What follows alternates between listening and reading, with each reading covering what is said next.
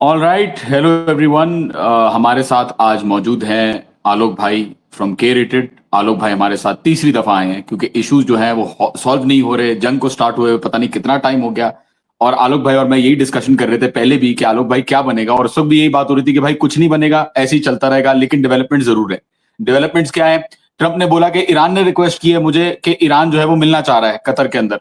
अच्छा, मुझे भी मेरी सोर्सेज ने यहाँ ईरान के अंदर यही बताया था कि मीटिंग पहले से स्केड्यूल हुई भी है, लेकिन बाद में उसने ट्रंप ने ट्वीट किया और फिर बाद में जो है वो ईरान ने बोला कि नहीं नहीं, हम तो नहीं आ रहे, क्योंकि समझ में आ गया ईरानियों को भी कि मार्केट्स को प्ले करना चाह रहा है। सो दैट इज नॉट, मतलब दैट इज नॉट फिजिबल कि उसकी बातों में आए। बाद में अभी कतर की फॉरेन मिनिस्ट्री ने भी बोला कि ईरान ने विड्रॉ कर लिया टॉक से, तो it proves the point. But बात सारी ये है कि वहां पे अब चंगू मंगू तो पहुंच गए हैं। चंगू मंगू कौन? स्टीव विटकॉफ और जेरेड कुशनर। अब जब चंगू मंगू वहां पहुंच गए हैं तो आलोक भाई से हम बात करेंगे कि एग्जैक्टली क्या बनेगा। हम डिस्कस करेंगे यूएस और ईरान के एमओयू को, हम डिस्कस करेंगे इसराइल को, क्योंकि लबनान के अंदर इसराइल जो है वो कॉन्स्टेंटली अटैक्स कर रहा है और गाजा के अंदर भी उसने अटैक्स किए हैं, उस बारे में भी बात करेंगे। And we will also talk about कि आगे क्या होने वाला है, फ्यूचर कैसे होगा, और इंडियन मीडिया जो है वो क्यों इतना ज्यादा नाखुश है अभी भी, क्यों उसकी जो है वो चीखें निकलनी है हर जगह से गोडी मीडिया की। So we will start off. Alok भाई, thank you so much for joining us. Thank you भाई इनवाइट करने के लिए। आपसे बढ़िया ही होती है हमेशा नहीं, कॉन्वर्सेशन। जी। आई एम ऑनर्ड, आप हमेशा आते हो आलोक भाई। रिगार्ड करता हूँ कि बिल्कुल ही ऑनेस्ट, बिल्कुल ही इंटेलेक्चुअली ऑनेस्ट और इन डेप्थ रिसर्च के साथ हर चीज पे बात करते हैं, फ्रैंकली भी बात करते हैं, और स्टाइल ऐसा है कि हंसी मजाक भी होता है आलोक भाई के साथ। सो आलोक भाई, today I want to ask the question. पहले तो स्टार्ट ऑफ करेंगे जो ताजा तरीन चल रहा है हॉर्मोज में। आपको पता है सिचुएशन कैसी है वहां पे? कश्तियां नहीं जा रही, बंद हुआ हुआ है सब कुछ, ठीक है ना। एआईएस ऑफ करके कुछ 2-3 शिप्स जो है वो क्रॉस कर रही हैं। दिन की कोई मेरे ख्याल में 10-15 शिप्स हो जाती हैं। और वहां पे ट्रम्प जो है ईरान के साथ जो इश्यूज चल रहे हैं, स्ट्रेट ऑफ हॉर्मोज का भी इशू है, लबनान का भी इशू है, फ्रोजन एसिड्स का भी इशू है।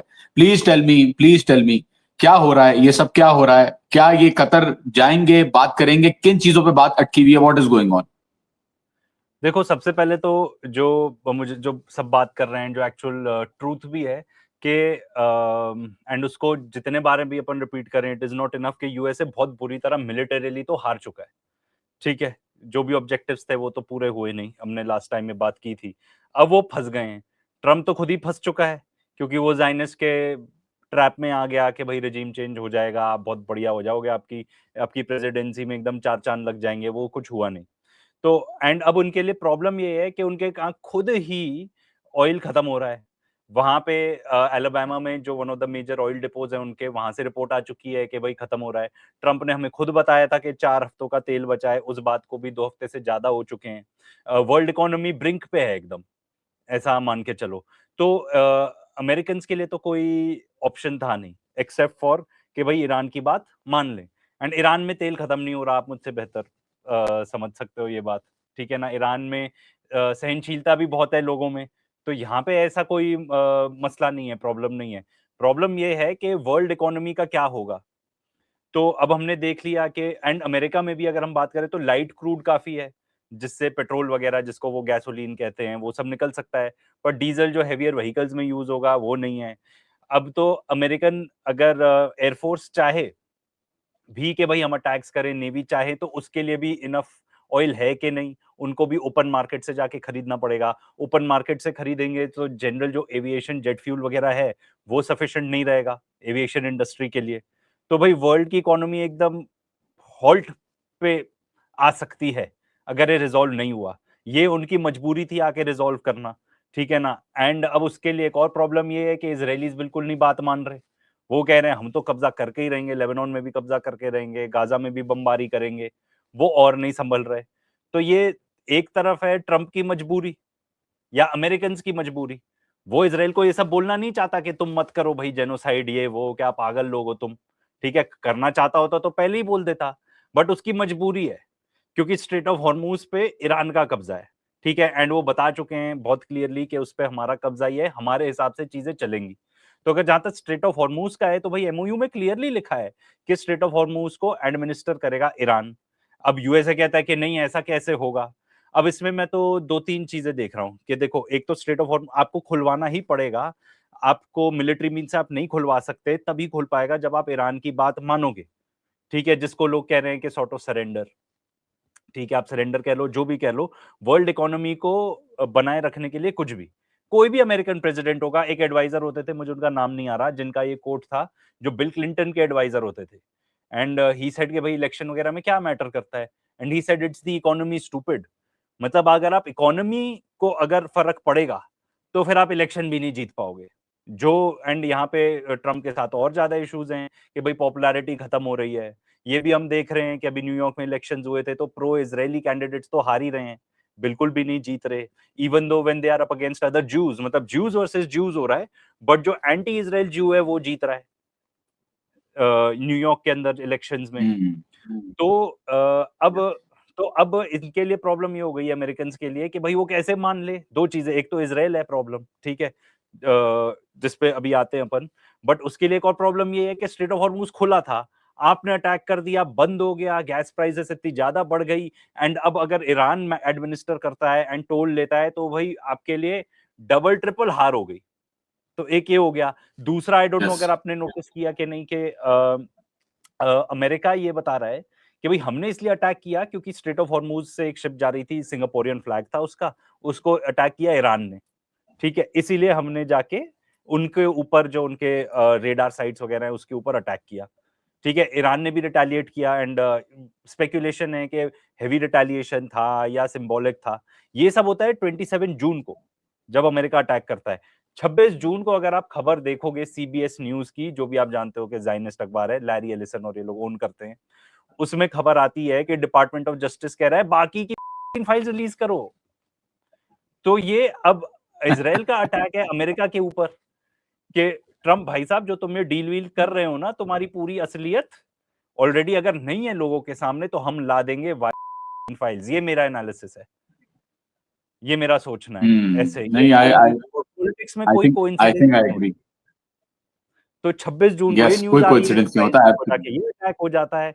तो पूरी इस तरीके की खिचड़ी बनी हुई है, बट आई स्टिल मेंटेन कि इनको कुछ भी करके स्ट्रेट ऑफ हॉर्मुज खुलवाना पड़ेगा। मैं तो रोज ट्रैक करता हूँ ऑलमोस्ट। तो जब डील वील की हो रही थी कि भाई स्विट्जरलैंड टॉक्स वॉक्स, तब ऑलमोस्ट 40 तक पहुंच गई थी शिप्स, जो 150 से 200 होती थी रोज की।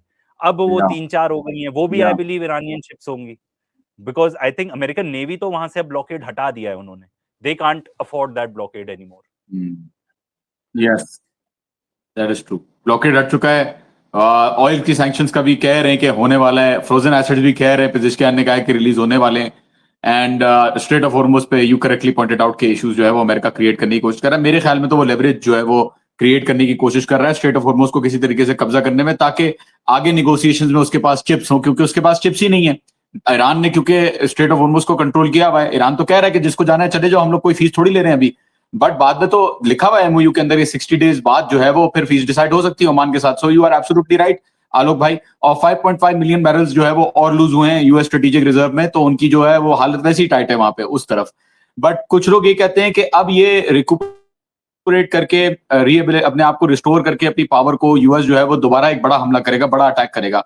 And there are speculations here as well कि भाई यूएस जो है वो इस दफा ग्राउंड ट्रूप्स के साथ, क्योंकि मूवमेंट बहुत ज्यादा हुई है कुछ दिनों पहले, बहुत ज्यादा मूवमेंट यूएस ने की है। इतने सारे जहाज उसके आए हैं, 50,000 ट्रूप्स ऑलरेडी यहाँ पे हैं।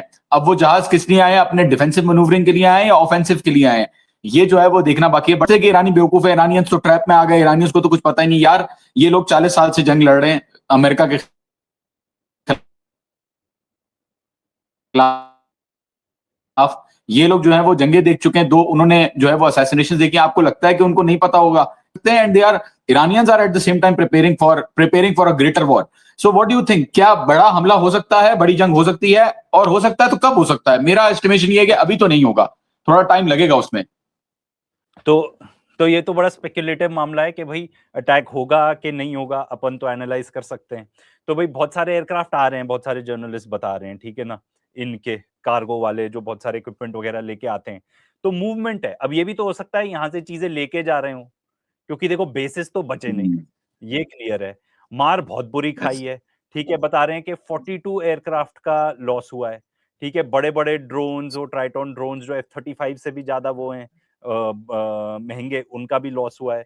फिर आपने एक और न्यूज रिपोर्ट देखी होगी कि एक जो पायलट था वो बता रहा था, आंखों देखा, कि जेलीफिश फॉर्मेशन में आ रहे हैं ड्रोन्स, यस। ठीक है। फिर इतनी भी के मैन पैड्स यूज करके एयरक्राफ्ट को गिरा रहे हैं। यस, एंड दैट इज देखो ट्रू। पागल पागलपन ही होगा अगर फिर से चालू करेंगे तो, क्योंकि आपने देख लिया ना क्या हुआ, आप नहीं जीत पाए, 42 एयरक्राफ्ट ऑलमोस्ट लूज हो गए, आप फिर से वॉर पे जाओगे तो कॉन्सिक्वेंस तो सेम ही होगा ना। आप अगर मान लो चालू होगा तो मुझे नहीं लगता अभी, मे बी 5-6 साल बाद फिर से आ जाएं कुछ करने, या कुछ लेकिन टाइम बाद, पागल लाइक हम ईयर्स की बात कर रहे हैं मेरे हिसाब से। पागलपन तो है, ठीक है, बट एंड ग्राउंड इन्वेजन वगैरह में तो और मुंह की खानी है, ठीक है। And people Americans are not in favour of the war, mid term elections आने हैं तो हो सकता है थोड़ा आप माहौल बना रहे हो कि भाई ठीक है, हमको हमको शांति बनाए रखनी है। तो I think purely from the stand point कि नुकसान इतना ज्यादा हो चुका है, एंड दे नो के and they know for a fact कि भाई जाएंगे तो और ज्यादा नुकसान होगा। एंड दूसरा एक और चीज थी कि भाई न्यूज न्यूज में ही था, अमेरिकन मीडिया ही बता रही है कि यहाँ से रैप अप करके जा रहे हैं एंड काफी चीजें तो इजराइल के अंदर रखी जा रही हैं, ठीक है। फिर यहाँ पे एक और पॉइंट ये आ जाता है कि भाई सपोर्ट कौन कर रहा है इनको इस वॉर में। देखो अभी तक तो अगर, एंड यहाँ पे हम आ जाते हैं कि गल्फ कंट्रीज का क्या ओपिनियन है, ठीक है। यूएई तक रिपोर्टेड है, मिडिल ईस्ट आई में रिपोर्टेड है that they were saying they were in favour, जब वॉर हार भी रहे थे ये लोग तब भी दे वर इन फेवर कि नहीं हमको ज्वाइन करना चाहिए वॉर। कतर और Saudi Arabia they said nothing doing, कोई फायदा नहीं है वॉर वगैरह ज्वाइन करने का, हम लोग नहीं ज्वाइन कर रहे। अभी तक वो लोग सपोर्ट भी करते थे क्योंकि यूएस की छत्र छाया में अच्छा फ्लरिश कर रहे थे, ठीक है। ईरान को अगर आप देखो तो साइडलाइन करा हुआ था इन्होंने इंटरनेशनल मार्केट से। अगर ईरान का मार्केट भी इंटरनेशनल ऑयल मार्केट्स में आ जाता है तो उसका मतलब क्या होगा, प्राइसेस कम होंगे, उनकी नेचुरल गैस आ जाती है मार्केट में, इंटरनेशनल मार्केट्स के लिए ओपन अप हो जाता है, तो इन लोग की कमाई कम होगी। बट अब ये लोग रियलाइज कर चुके हैं कि अमेरिकन प्रोटेक्शन का तो कुछ मतलब है नहीं। रिपोर्टेड है सऊदी अरेबिया भी बोल चुका है कि भाई हमारे बेसिस आपके लिए अवेलेबल नहीं है, हमारी एयर स्पेस आपके लिए अवेलेबल नहीं है। जो ऑपरेशन प्रोजेक्ट फ्रीडम चालू किया था जो इसने ट्रंप ने कि स्ट्रेट ऑफ हॉर्मूज में हम एस्कॉर्ट करेंगे शिप्स, ये वो इतना ज्यादा डेंजरस था, इतना इम्प्रैक्टिकल था, and specially because Saudi Arabia ने बोल दिया हम इन्वॉल्व नहीं है, हमारी एयर स्पेस नहीं यूज हो सकती, बेसेस नहीं यूज हो सकते, तो इम्पॉसिबल ही हो गया वो मिशन, ठीक है। एंड लेकिन किया अब ना, आप देखो, हाँ यूज तो किया ना, सऊदी अरब एयर स्पेस भी यूज हुआ, प्रिंस सुल्तान एयरबेस है, फिर प्रिंस फाहद एयरबेस है, ये हुआ सब ना, यूज हुए ना। पर उसके बाद या से तो नहीं हुआ ना। तो हाँ, अब ओके, बाद में अभी सिचुएशन ये है कि जो गल्फ कंट्रीज हैं, what I believe and from what I read, कि दे आर, वो बिल्कुल भी फेवर में नहीं है इस वॉर के। दे नो तबाही बहुत ज्यादा होनी है। आप एक राजा के पर्सपेक्टिव से भी सोचो तो कहेगा मैं अच्छी खासी लाइफ तो जी रहा हूँ, कुवैत और बहरीन में अगर जो हो जाता है वो हमारे यहाँ भी हो जाए, तो आई डोंट थिंक गल्फ कंट्रीज में बिल्कुल भी एपेटाइट है और वॉर लड़ने की। वो जान चुके हैं कि अमेरिका बहुत बुरी मार खा चुका है, तो हम किस खेत की मूली हैं भाई, हम भी नहीं सरवाइव कर पाएंगे ये पर्टिकुलर वॉर। तो आई डोंट थिंक वो इस चीज के फेवर में है। अमेरिका मिलिटरीली हार चुका है, तो सुसाइडल देश एक ही बचता है, इजराइल। अगर हम उसकी बात करें तो फिर आगे बात कर सकते हैं कि भाई इजराइल के वजह से क्या अमेरिका फिर से वॉर पे जाएगा। एंड मुझे तो नहीं लगता। एक बार चांस था, आपने एक यूएस प्रेसिडेंट जो इतना बेवकूफ था, जो आपकी बातों में आ गया, जिसका पूरा कैबिनेट वगैरह भी इतना बेवकूफ था, आपकी बातों में आ गया। आगे मुझे नहीं लगता कोई भी अमेरिकन प्रेसिडेंट इनकी बातों में आने वाला है और वॉर छेड़ने वाला है।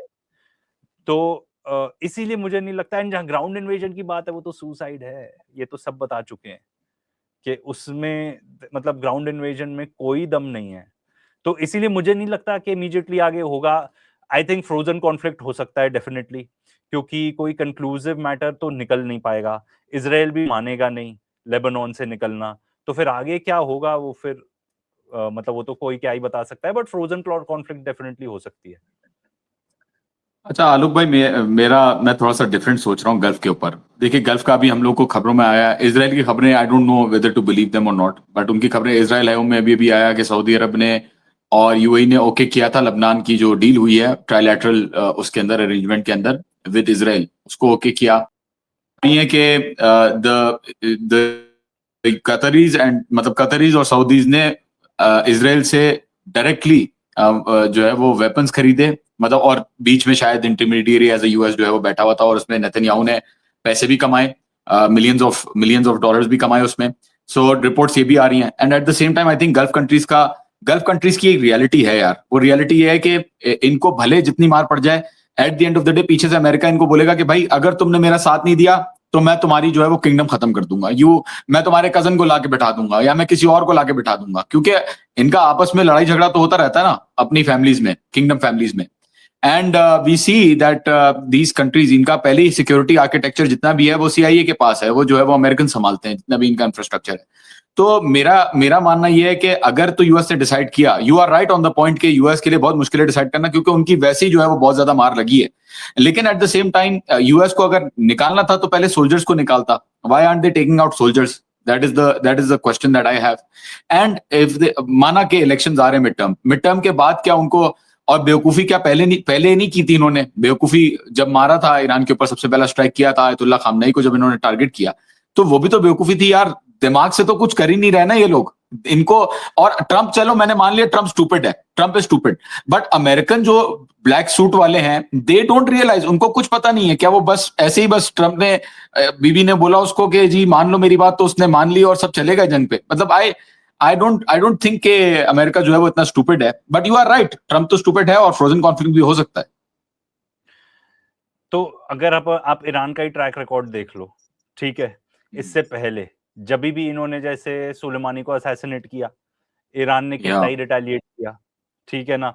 इन्होंने हिजबुल्लाह लीडर उनको, नसरल्लाह को भी असैसिनेट कर दिया, गाजा में जेनोसाइड कर दिया। ईरान ने क्या किया?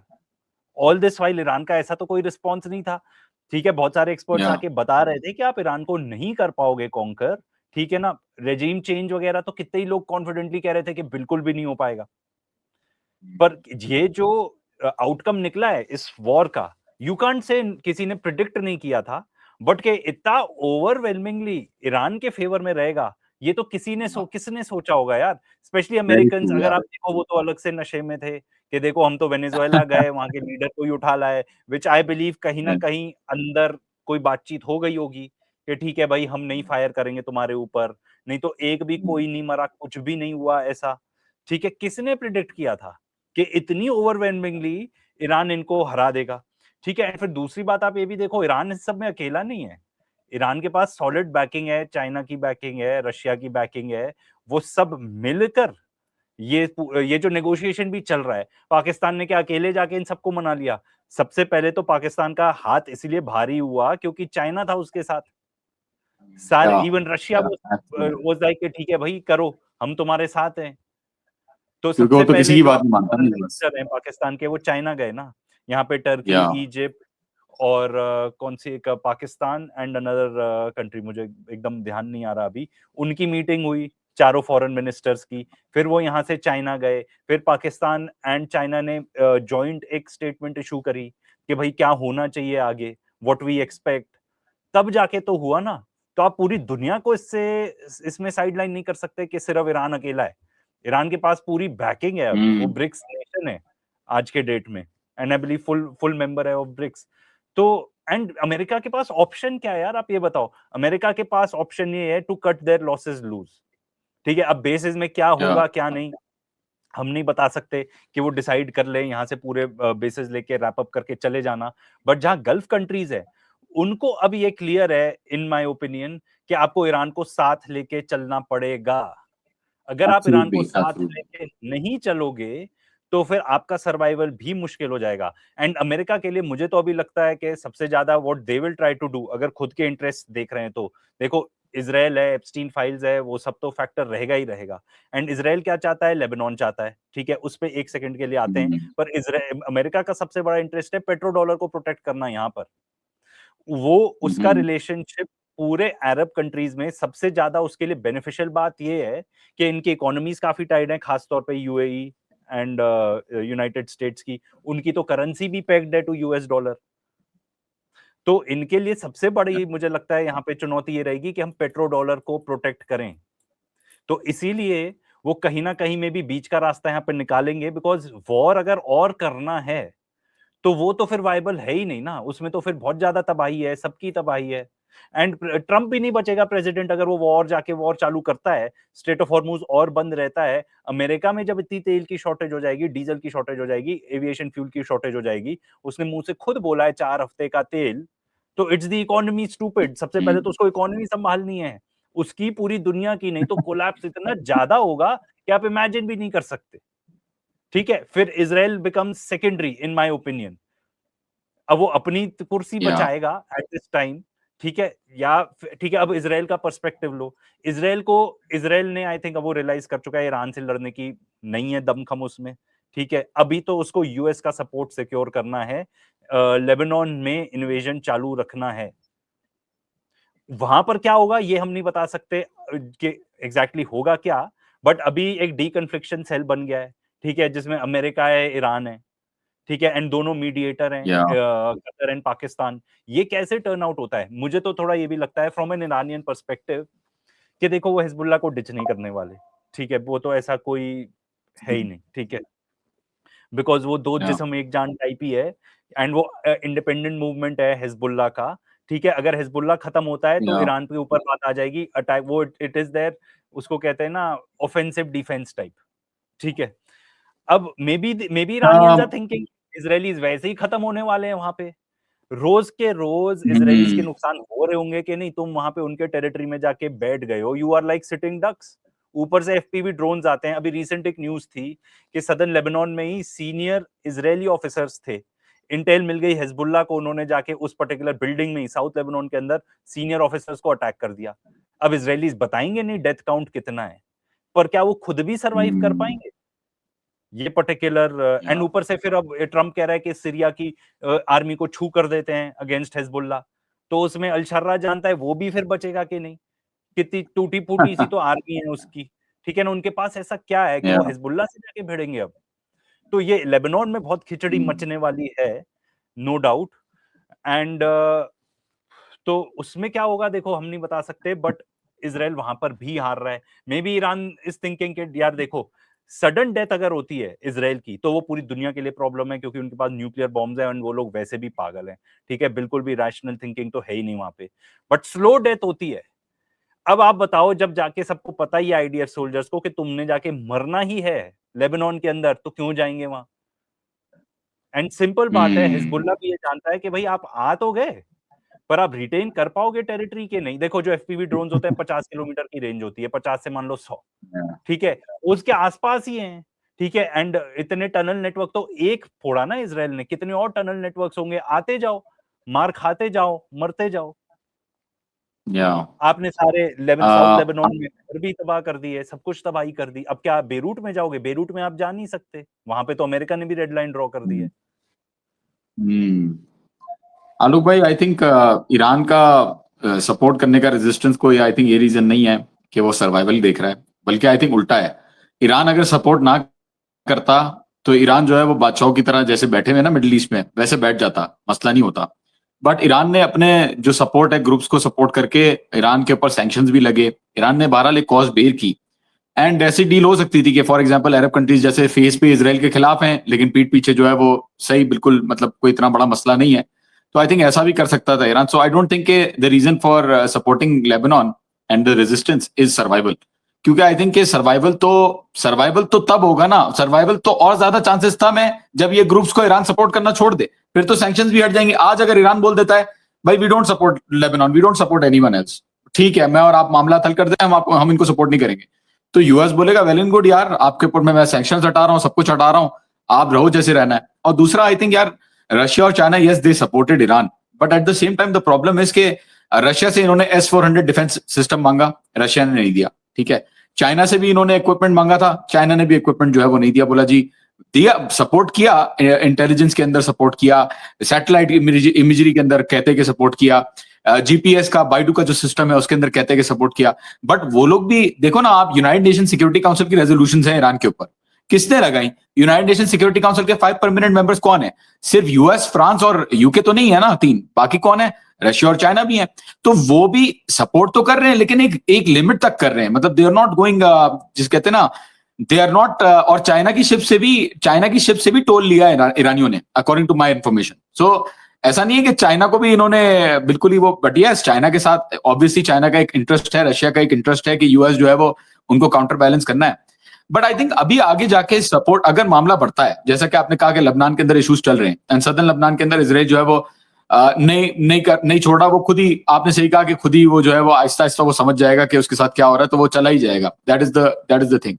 But at the same time अगर लेट सपोज ऐसा होता है कि ये सिचुएशन नहीं रिजॉल्व होती, फ्रोजन कॉन्फ्लिक्ट चलता रहता है, तो फिर दुनिया के ऊपर क्या फिर होगा? दुनिया का कैसी कैसी शक्ल होगी दुनिया की यार? हॉर्मोज अगर ईरान ने लेट सपोज हॉर्मोज कंट्रोल में ले लिया और बंद कर देगा, आई डोंट नो इफ बंद करेगा या नहीं, कि भाई हम पहले तो मुझे लगता है कि भाई बंद कर, शुरू से ईरान को बंद करना चाहिए था, बोलना चाहिए था कि यार अगर ईरान को अपनी स्ट्रेटेजिकली विक्ट्री चाहिए थी पूरी तरीके से, तो बोलता कि यार जब तक हमारी लेबनान का इशू नहीं रिजॉल्व होता, फ्रोजन एसिड्स का इशू रिजॉल्व नहीं होता, हम इसको बंद रखेंगे। बट देन प्रॉब्लम ये आती कि इतना जल्दी रिजॉल्व नहीं होने वाला था लेबनान का फ्रंट, तो Iran Iran knew what would happen. But what how do you see the world अगर अगर दोबारा ये एस्केलेशन होती है? क्या दूसरी कंट्री सपोर्ट करेंगी? मतलब क्या क्या दुनिया आएगी साथ? और क्या दुनिया जो है वो रियलाइज कर चुकी है कि अब यूएस जो है एक फॉलिंग एम्पायर है फॉर एग्जांपल? हो ही रहा है। आपने अगर आप ये देखो, जो विजुअल्स हैं एंड जो जब स्विट्जरलैंड में मीटिंग हुई थी, तो जो कतर के प्राइम मिनिस्टर है वो आए, जेडी वैंस से हैंडशेक वगैरह भी नहीं किया। बहुत सारे लोगों ने हमारे कमेंट्स में लिख के बताया कि नहीं, उन्होंने, जो व्लॉगर है, मुझे उनका नाम नहीं ध्यान आ रहा, सॉरी, जो जर्नलिस्ट है पाकिस्तान से, उन्होंने बताया था कि नहीं, दूसरे रूम में जब मिले थे तो हैंडशेक किया था। अरे भाई, पर कैमरास तो यहाँ पे है ना, प्रेस तो पूरी प्रेजेंट यहाँ पे है ना, यहाँ पे आप पब्लिक पोस्टरिंग क्या दे रहे हो, ठीक है ना, दैट मैटर्स।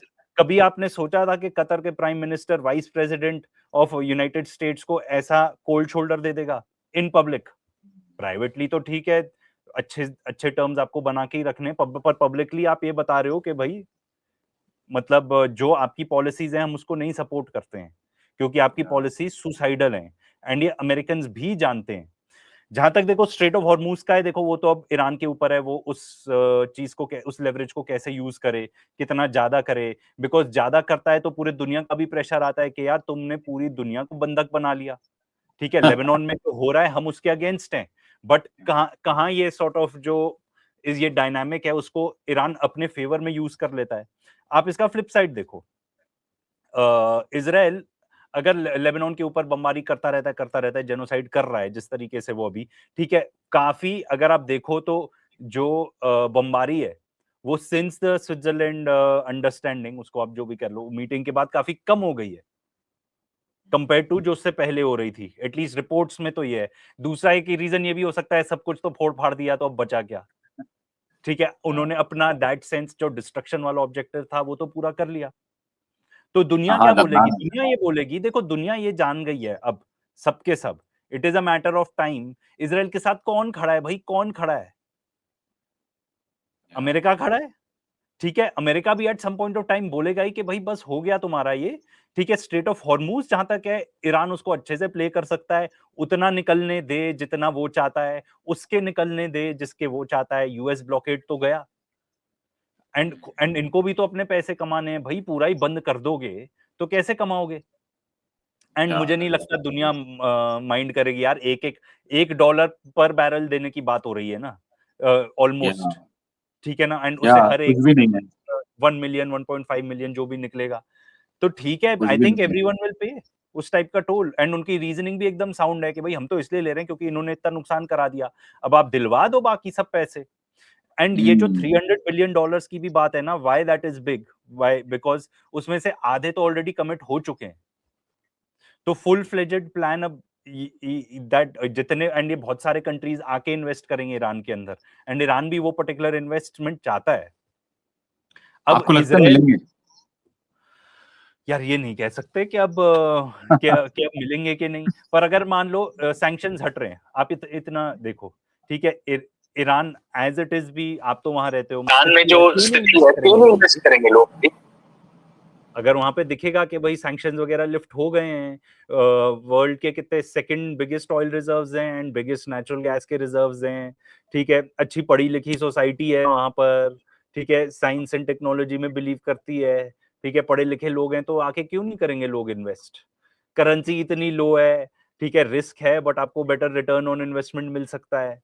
अब वो तो ईरान के भी ऊपर है कि वो किस तरीके से इसको प्ले कर लें।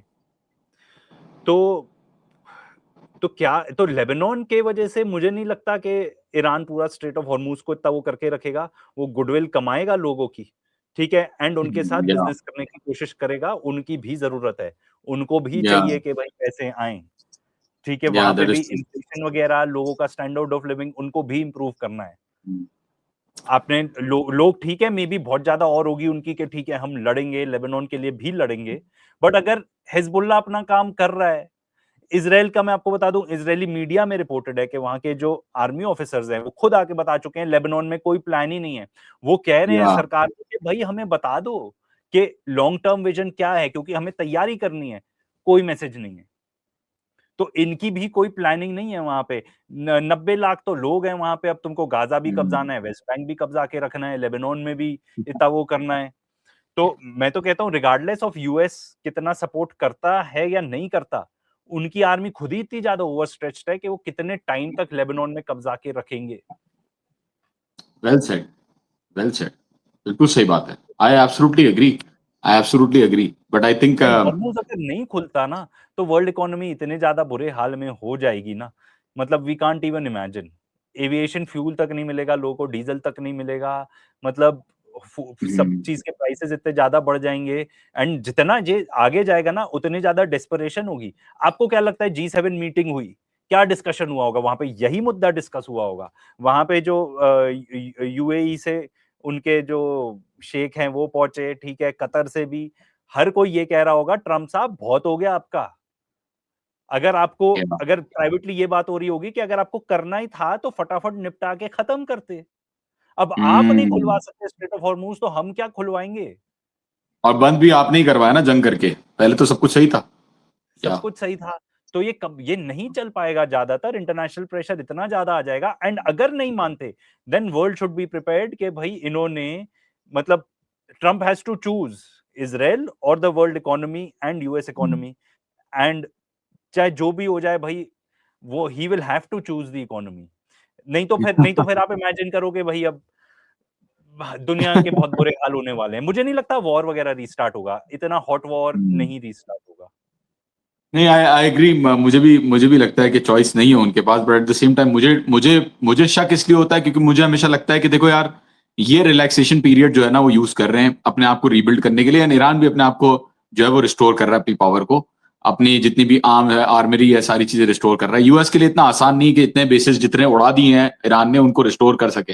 तो एरियल बम्बार्डमेंट करने का इतना ज्यादा चांस नहीं है. बट ऑल आउट अटैक के लिए तैयारी जरूर कर रहे होंगे वो. दिस इज माय ओपिनियन कि तैयारी जरूर कर रहे होंगे. करनी नहीं चाहिए उनको, स्टूपिडिटी होगी, कोई अटैक नहीं करना चाहिए. But at the same time radar, अच्छा हॉर्मुज के पास जो सिरिक के अंदर, बंदर अब्बास के अंदर, केशम के अंदर ये जो पॉइंट्स मार रहे हैं, स्ट्राइक कर रहे हैं, ये कौन से स्ट्राइक पॉइंट्स हैं? ये वही स्ट्राइक पॉइंट्स हैं जो कोऑर्डिनेशन और कम्युनिकेशन होती है स्ट्रेट ऑफ हॉर्मुज के साथ कश्तियों में, उनके जो रेडार सिस्टम्स है, उनकी जो नेविगेशन है, उनकी जो सुपरविजन है, उनके लिए जो रेडार यूज होते हैं उनको टारगेट करते हैं. तो आई थिंक के साउथ के ऊपर ये अपना बढ़ाएंगे. अगर सिचुएशन ऐसी चलती रही तो ये साउथ के ऊपर अपनी इनकर्जन को बढ़ाएंगे, कन्फ्रंटेशन को बढ़ाएंगे. और आगे जाके फिर शायद हो सकता है फ्रोजन कॉन्फ्लिक्ट के बाद कोई ऐसी पोजीशन आए कि मामला या आ रहा है या पार है, या तो यूएस को सबमिट करना पड़ेगा और $300 बिलियन देने पड़ेंगे. आलोक भाई, नहीं दिए तो ईरान नहीं छोड़ने वाला. दिस इज द, और सर्वाइवल, इसराइल का भी इसराइल, जबकि बमबारी हुई है इसराइल के अंदर, लेकिन इसराइल क्यों लगा हुआ है अभी भी? वो इसलिए मेरी नजर में लगा हुआ है क्योंकि उनका सर्वाइवल का मामला है. उनको पता है कि अगर जाने दे दिया, अगर ईरान इसमें निकल गया आगे, जो चीजें उसको प्रॉमिस करती है अगर उसको मिल गई, तो हमारा क्या होगा? अगर ईरान यहां पर रीजनल ब्लॉक बना देता है, यूएस चले जाता है, तो हम क्या करेंगे? तो आई थिंक उनका भी बगैर उसके, आई थिंक कि उनका भी सर्वाइवल का मसला लगा हुआ है. एंड कहीं ना कहीं तो यार, कहीं ना कहीं तो इस मामले को फिर फाइनली एंड होना होगा ना. अब $300 अरब, आप कह रहे हो $300 बिलियन मिल सकते हैं. यस, आई एग्री, मिल सकते हैं. बट अभी तक वो फ्रोजन एसिड्स की जो बात हुई थी, वो फ्रोजन एसिड्स अभी तक रिलीज नहीं हुए. ऑल्दो बोला है कि रिलीज हो रहे हैं, बट अभी तक वो पूरे एसिड्स तो रिलीज नहीं हुए. उसमें भी कंडीशंस हैं कि जी उसमें भुट्टा खरीदोगे या सोयाबीन खरीदोगे. तो यार ये तो फिर बहुत ही, ये तो फिर लंबा, ये बिल्कुल लंबा चलने वाला है यार. आई थिंक ये बेकार मामला तो भुट्टा खराब और होना. सोयाबीन नहीं खरीदने वाला भाई ईरान। वो ईरान जीएमओ ने बोल सीड दिया. या वो नहीं खरीदने ईरान वाले। ने. तो इसमें 3 पॉइंट मुझे लगे, ठीक है। सबसे पहले तो जो फ्रोजन एसेट्स की बात है, अब या, रिपोर्ट्स हैं, आई डोंट नो कितनी सही है कि नहीं, कि सऊदी अरेबिया ने बैकस्टॉप कर दिया है, वो नहीं देंगे तो हम देंगे। क्योंकि सिंपल बात है, $12 बिलियन की बात हुई है अभी। सऊदी अरेबिया के लिए $12 बिलियन देना ज्यादा आसान है, अदरवाइज नुकसान बहुत ज्यादा हो जाएगा। That is why I believe कि ये जो अगर रिपोर्ट है ये सच हो सकती है डेफिनेटली, क्योंकि $12 बिलियन उनके लिए इतनी बड़ी चीज नहीं है, ठीक है। या. अदरवाइज नुकसान बहुत ज्यादा हो सकता है, ठीक है, नंबर 1। नंबर 2, आपने बात करी कि रीबिल्ड करेंगे।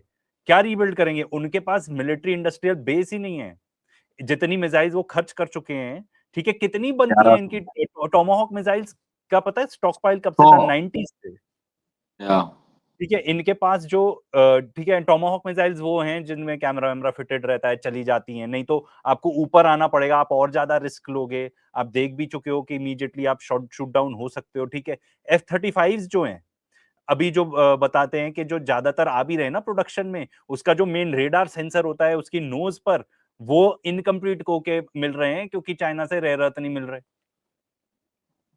गुड पॉइंट, तो फेयर मतलब पॉइंट। ये एंड यूएस अगर आप देखो तो उनको सिर्फ ईरान से तो लड़ना नहीं है, उनकी कंटिजेंसी जो है वो चाइना से लड़ने की है। एंड अगर ये कोशिश करते हैं साउथ वगैरह में जाके इन्वेड करने की, तो भाई क्लियर है आप नहीं कर पाओगे, कोई चांस नहीं है।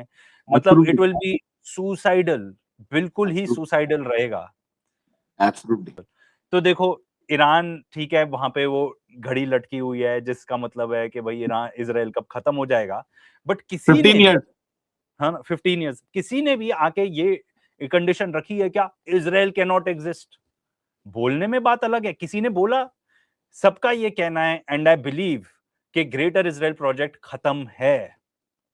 क्योंकि ग्रेटर इजराइल प्रोजेक्ट के लिए आपको जितना सपोर्ट मिल सकता था अमेरिका से, आपने ले लिया। ठीक है, दुनिया में अपना पूरा नाम खराब करवा लिया, नहीं बना सकते अब आप greater Israel project. And and I don't think Israel की सर्वाइवल की बात है। या तो वो सुधर जाएं and they learn to live within their borders, ठीक है ना, तो फिर तो भाई इजराइल बच सकता है। बट अगर वो नहीं होगा तो survival of Iran means and of the greater Israel project. अब इसमें इजराइल खुद कैसे खत्म हो सकता है? उनकी खुद की बेवकूफी से। क्योंकि बात होती है 1967 बॉर्डर्स की। 1967 बॉर्डर्स मतलब आपने इतनी जो सेटलमेंट्स बनाई हुई हैं, वो आपको खत्म करनी पड़ेगी, वापस जाना पड़ेगा।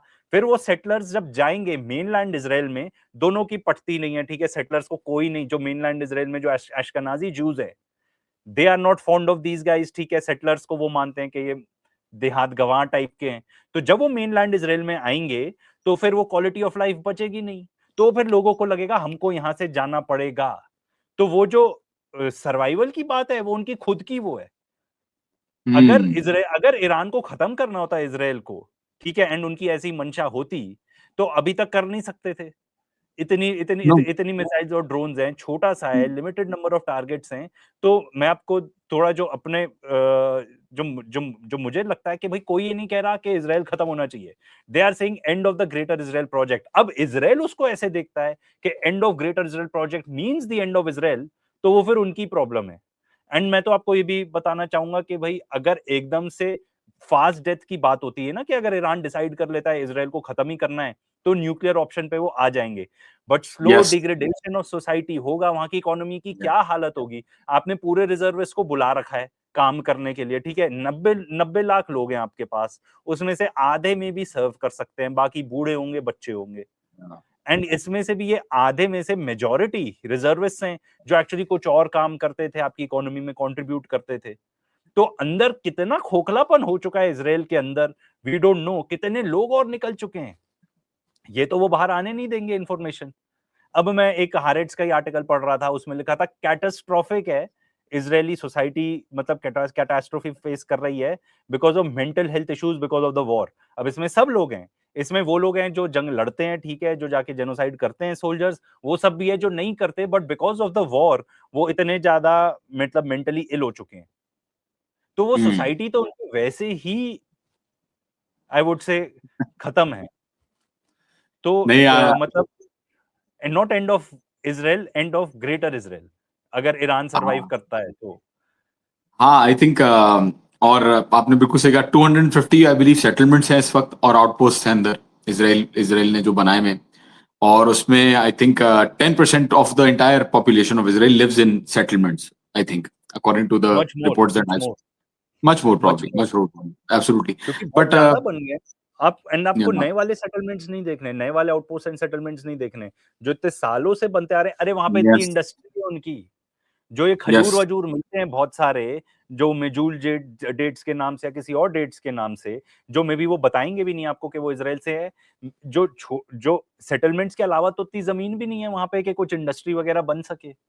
या that is true absolutely. But Iran का जैसे आपने मेंशन किया, ईरान खत्म करना चाहता तो कर देता, लेकिन द पॉइंट इज ईरान ने तो तब भी रिटेलिएट नहीं किया जब इनके अपने जनरल को जब टारगेट किया, या ईरान ने जो है वो जब इसके ऊपर खुद ही असैसिनेशन हो रही थी तब भी रिटेलिएट नहीं किया। तो अब आई थिंक ईरान उस पोजीशन में आ गया है कि अब अगर इसके साथ कुछ होता है, नाउ इफ इट हैपेंस, या कुछ भी, आई थिंक अभी यहाँ पे आ गया कि अब ईरान के साथ कुछ होता है तो रिटेलिएट करेंगे। और अब लबनान में भी हमने देखा कि जब बेरूत के ऊपर हमला हुआ था तो ईरान जो है वो रिटेलिएट किया ईरान ने।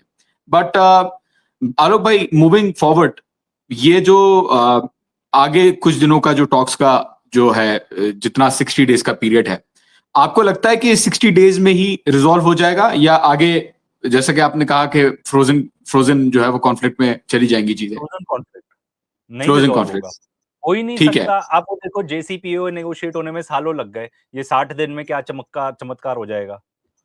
सो आलोक भाई, सिचुएशन सही है, चलें कह देते हैं फ्रोजन कॉन्फ्लिक्ट होगा, इजराइल साइड पे होगा, सब कुछ हो जाएगा, अमेरिका डाउनफॉल में जा रहा होगा। आप मुझे ये बताओ कि दुनिया आपको कैसी लग रही है आगे फ्यूचर में, रीजनल पॉलिटिकल डायनामिक्स किस तरीके के लग रहे हैं?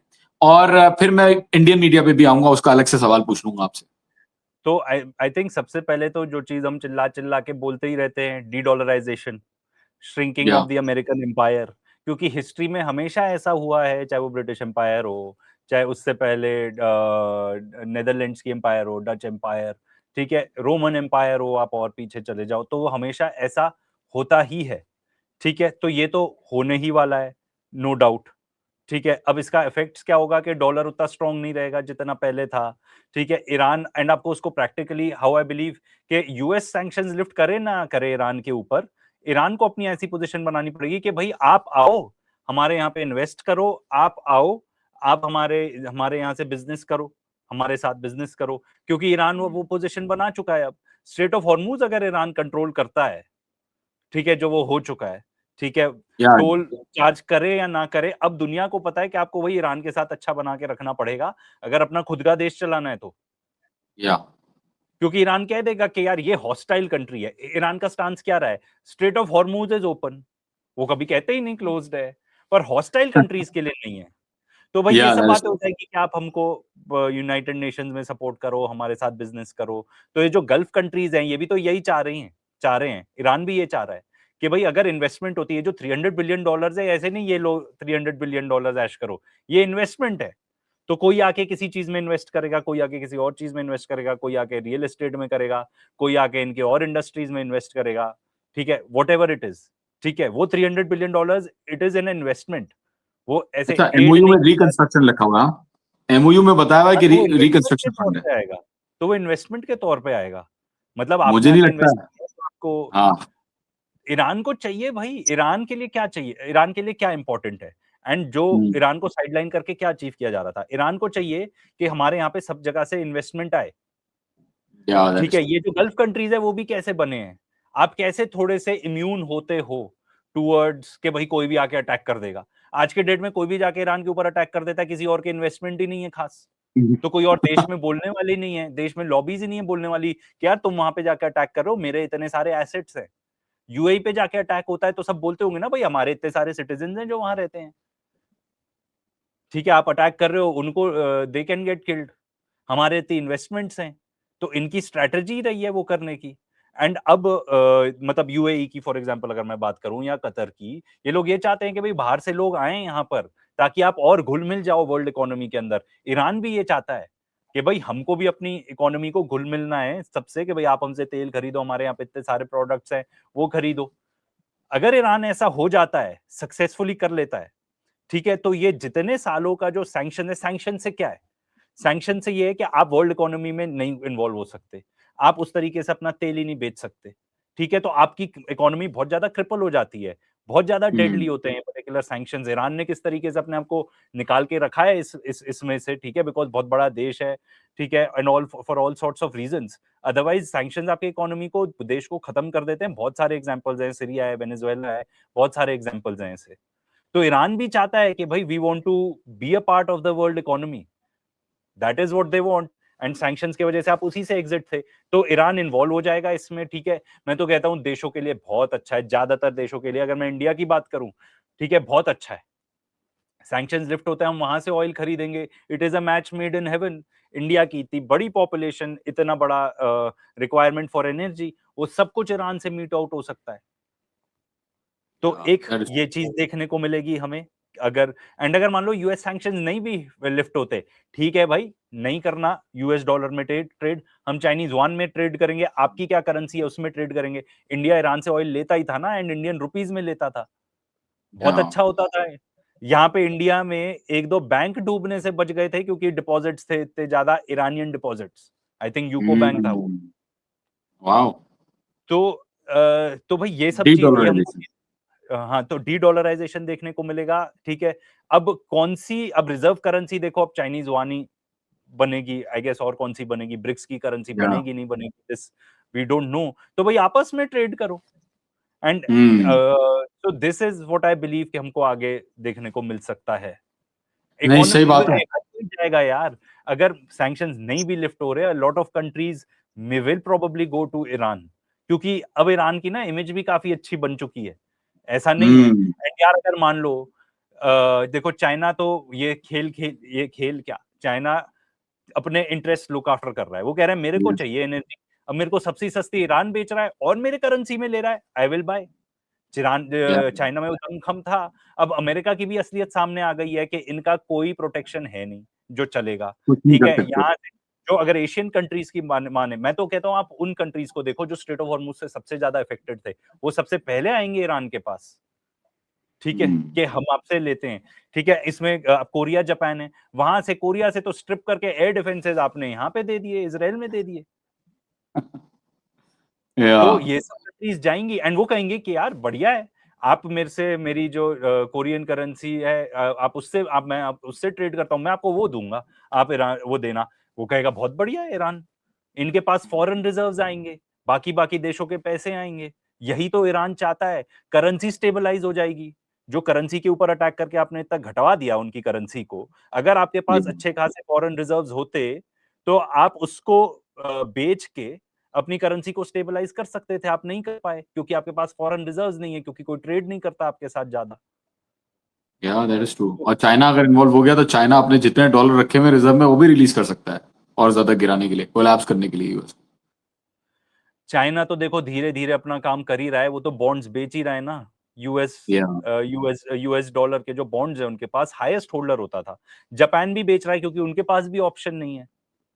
Japan Yeah, that is. में क्या होता था, येन कैरी ट्रेड होता था, जापान में इंटरेस्ट रेट्स नेगेटिव होते थे, वहां पे येन छपते थे, वो सारे येन लेकर ये लोग यूएस डॉलर के बॉन्ड्स खरीद लेते थे, आराम से पैसा कमाते थे सारे फाइनेंशियल इंस्टीट्यूट्स, ठीक है, इंक्लूडिंग उसमें सरकार भी होगी, सरकार ने भी लिए। तो अब वो सरकार कह रही है कि भाई अब हम अपने इंटरेस्ट रेट्स बढ़ा रहे हैं बिकॉज ये नेगेटिव इंटरेस्ट रेट नहीं चल रहा, तो वो भी यूएस डॉलर के बॉन्ड्स बेच रहे हैं। Yeah. आरूप भाई, अब क्या, क्यों चीखो पुकार कर रहा है ये लोग जो है, वो क्यों इतना चीख रहे हैं, वो आप मुझे बताओ प्लीज यार। मैं अभी तक, मैं आप जब आते हो मैं आपसे ये सवाल पूछता हूँ, क्योंकि इस पे आपका जो एनालिसिस होता है, इट इज एब्सोल्युटली, मतलब एकदम एप्ट एनालिसिस आप देते हो इस पे। क्यों इतना देखो इंडियन मीडिया इतना क्यों चीख रहा है, इतना क्यों गुस्से में है, व्हाट? और अभी यार मतलब यहाँ पे डिग्नेटरीज ने आना था, वो नहीं आया, चलो कोई बात नहीं, अब क्या उस पर बात करें, लेकिन इंडियन मीडिया क्यों इतना चीख रहा है यार? देखो इंडियन मीडिया को कोई ढंग, मेन स्ट्रीम मीडिया की हम बात कर रहे हैं, खासतौर पे टीवी, या उनको ही ज्यादा मेन दिख रहा है, स्ट्रीम इलेक्ट्रॉनिक, टीवी या की आवाज नहीं आएगी, ठीक है ना, उनको चलाना है अपना धंधा, ठीक है। वो अब असली न्यूज तो दिखा नहीं सकते, या ठीक है, असली न्यूज दिखा नहीं सकते कि देश में क्या क्या हो रहा है, तो उनको चाहिए कि भाई कोई ऐसी चीज दिखाएं जो लोग देखें। तो सबसे आसान अटैक है पाकिस्तान के ऊपर अटैक करना। अब इंडिया पाकिस्तान की formal informal government non government जिस भी टाइप की टॉक्स हुई कोलंबो में, उसको लेके आ गए कि पाकिस्तान से बातचीत ही नहीं होनी चाहिए, तो मत करो। तो फिर ऐसे तो कहीं भी नहीं होनी चाहिए बातचीत, फिर आप कहीं भी मत जाओ, फिर आप वैसे ही आइसोलेट हो जाओगे जैसे हो रहे हो, आप रेलेवेंट भी नहीं रहोगे फिर। यही तो वहां या पे आके जो समझदार लोग हैं, वो जो डिबेट कराता है अर्नब, उसमें लोग आके यही कह रहे हैं कि भाई फिर आप रेलेवेंट ही नहीं रहोगे, आप कहीं भी नहीं जा रहे हो, सारे देश आ रहे हैं, आप यूनाइटेड नेशंस भी जाना छोड़ दो क्योंकि वहां पे पाकिस्तान है। ठीक है, तो उनको बेसिकली पाकिस्तान को टारगेट करना है। ऊपर से यहाँ पे बड़ी वो हो गई इंडिया में कि पाकिस्तान कैसे है बीच में, या तो उनको उस चीज को डिस्क्रेडिट करना है वन वे और दी अदर। तो वो बेसिकली उनका यही है कि भाई जो पाकिस्तान बैड। मैं अर्नब के साथ शो में गया हूँ, थोड़ा टाइम गया हूँ अर्नब के साथ। तो मैं अच्छा, आई हैड नो आइडिया। और अर्नब के रिपब्लिक के जो दूसरे होस्ट है उनके साथ भी मैं गया हूँ। तो अर्नब ने जब क्वेश्चन पूछा तो उसने भी यही पूछा कि पाकिस्तान डबल गेम कैसे खेल रहा है। और जब मैं शो पे जाता हूँ, क्योंकि मैं तो ईरान तेहरान में हूं ना यार, दूसरी दफा भी मैं जब गया उसने बोला कि डोनाल्ड ट्रंप ने, एंकर ने बाकायदा बोला कि भाई डोनाल्ड ट्रंप ने इस जगह पे बोला कि we have won and we have destroyed Iran navy and we have done this, we have done that, और टॉक्स हो रही है, टॉक्स हो रही है, टॉक्स हो रही है, टॉक्स हो रही है। उसने रिपीट किया। आखिर में मुझसे पूछता है पाकिस्तान का आप बताएं, पाकिस्तान के ऊपर ट्रस्ट करना चाहिए या नहीं। मतलब यार कोई सर पैर नहीं है, वाई। मैं खैर, I guess you are right कि इनको बेचना है। या हाँ, वही है। अब जहाँ पे इन्फ्लुएंसर्स हैं जिनका पूरा चैनल ही इसलिए चलता है क्योंकि वो पाकिस्तान को गाली देते हैं। अच्छा, अच्छे लोग भी हैं बाय द वे, अच्छे लोग भी बात करने वाले मैंने देखे हैं, इंडिया के यूट्यूबर्स जो हैं बेसिकली, जो मेरे इन्फ्लुएंसर्स देखे, दे आर गुड। आप खुद एक यूट्यूब पे आप अपना चैनल रन करते हो यार। सो आई थिंक ये प्रॉब्लम सिर्फ और सिर्फ उस पे ज्यादा है, मेन स्ट्रीम मीडिया पे ज्यादा है, इलेक्ट्रॉनिक मीडिया पे ज्यादा है। और वही जो गौरव आर्या जैसे लोग होते हैं वो अपना सोशल मीडिया भी खोल के बैठ जाते हैं, और उस पर जो है वो, क्योंकि जाहिर है उनको अपना पीछे से सही रखना होता है सब कुछ। तो टॉक्स हुई है इंडिया और पाकिस्तान की? इनफॉर्मल हुई है, गवर्नमेंट भी नहीं थी involve. I think Pakistan side से कोई जनरल्स थे जिनको ये कह हाँ रहे हैं कि वो आईएसआईएस हैं तो उनसे क्यों, सॉरी आईएसआईएस बोल रहा हूँ, आईएसआई हैं तो क्यों बात या कर रहे हो उनसे। इंडिया की तरफ से जनरल नरवाने थे, एक हैं, दो और लोग थे। आई थिंक वन हाँ was a previous ambassador to may be Pakistan also, to United Kingdom also. तो इस टाइप की कुछ टॉक्स हुई हैं एंड दे आर स्पेकुलेटिंग कि भाई अमेरिका पुश कर रहा है कि आप ये वाले टॉक्स करो। My point okay. इज बात तो करो ना, बात करने में क्या जा रहा है। या नहीं, और क्या हुआ अगर आप बट वो मसले पोस्चरिंग के लिए सही नहीं हो जाता ना कि आप या पाकिस्तान से क्यों बात कर रहे हो। वो पोस्चरिंग की तो बात हो जाती है कि वो क्या, कि भाई पब्लिक क्या सोचेगी। बट पब्लिक क्या सोचेगी भाई। लोग तो एक आप तरीके के हैं यार। मैं और आप बात कर रहे हैं ना। हाँ, तो वो तो उनका, देखो आपको असली न्यूज़ चलानी नहीं है, आपको असली न्यूज़ चलानी नहीं है, आपके पास पूरे स्लॉट्स हैं जो आपको फिल करने हैं। तो या इसीलिए ये सब होता है एंड ये बात मैं नहीं कर रहा हूँ, ये बात जो इंडियन मीडिया में हैं इतने टाइम से, ठीक है, वो बताते हैं। हमने एक या पॉडकास्ट किया था उनके साथ, अभिनंदन सीकरी के साथ, जो न्यूज़ लॉन्ड्री के फाउंडर हैं। तो उन्होंने ये बात बताई थी कि भाई अब स्लॉट फिल करना है तो अब भरो कुछ। यस, एब्सोल्युटली एग्रीड एंड मैं आपको ये भी आलोक बता भाई। दूं, इंडिया में भी बहुत सारे लोग हो सकते हैं जिनको ये सब सुन के मजा आता हो, तभी तो इनकी ऑडियंस है ये वाली। या एब्सोल्युटली, नो डाउट यार, no doubt, I both agree. Side लोग। आलोक भाई, देखते हैं क्या होता है। चंगू मंगू हैं तो वहां पे बैठे हुए, ईरान जाता है नहीं जाता बात करने, अगर बात होगी भी तो